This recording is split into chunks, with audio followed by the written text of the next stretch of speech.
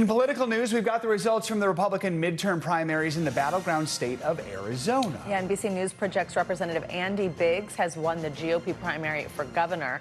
The Trump-backed candidate will now face off against Democratic Governor Katie Hobbs. Here to discuss that and more, NBC News political reporter Megan Brand. Megan, good morning. This was a pretty convincing win for Biggs. Tell us a little more about him and just his chances against Hobbs in a battleground state like Arizona. Hey guys, good morning. Yeah, Congressman Biggs represents a district outside of the Phoenix area. He's represented that district for 5 terms, and he was endorsed by President Trump. He's also the former chair of the House Freedom Caucus, which is conservative. Now, notably, he has also questioned the 2020 election results. So his primary win sets up a race this fall against incumbent Democratic Governor Katie Hobbs. This is expected to be a really close race. It's a race that back in 2022, Governor Hobbs won her election by less than 1 percentage point. So it's a really interesting state to watch. Now, Arizona is also interesting because it's a state that in 2024, President Trump won, but also Senator Ruben Gallego, a Democrat, won that state as well. So in 2024, it went red for the presidency, but Arizona also has 2 Democratic senators and a Democratic governor. So a really interesting state to keep an eye on this fall. Also, NBC News projects Arizona State Representative Alexander Culloden won his Secretary of State primary. What should we know about him? Yeah, so Culloden has frequently questioned the results of previous elections, and he also notably led lawsuits to try to overturn the results of the 2020 and the 2022 elections in Arizona. Now, this is especially notable because the position that he's running for is Secretary of State, which oversees elections in the state. So some of the things that the Secretary of State is responsible for are things like certifying voting devices, certifying candidates to the ballot, and also certifying the results of statewide elections. Now, another interesting dynamic that I think is important to watch across all Arizona races as well is how independent voters feel about this. So Arizona has a large chunk of unaffiliated voters, so candidates are going to have to appeal to them as well. Megan, while we're talking about voting, let's go to New Jersey. The governor there, Mikey Sherrill, revealed that there was a software error that registered 6,600 non-citizens to vote. What are we learning about this? Is it clear if this had any impact on any election results?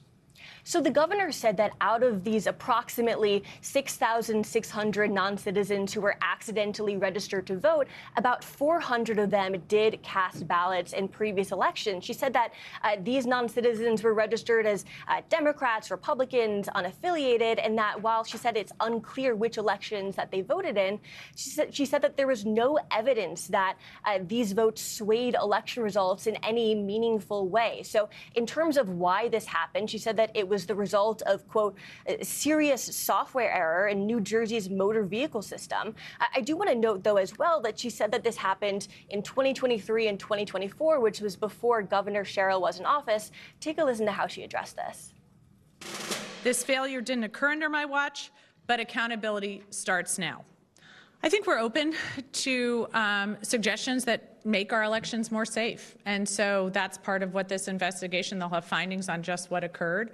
And we will be looking carefully at what we can do to make sure it doesn't occur again.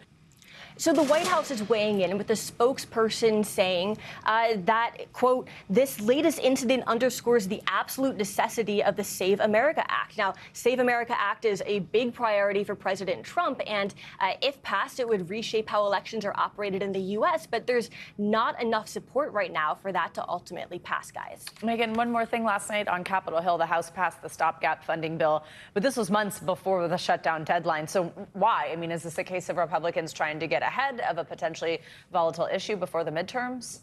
Yeah, so the bill that the House had passed would fund the government through early December, meaning that if it ultimately was passed by the Senate, passed into law, it would mean, as you mentioned, that there would not be a government shutdown right ahead of the midterm race. But this really faces a big uphill battle in the Senate. There's not enough support for it to pass that 60-vote filibuster threshold.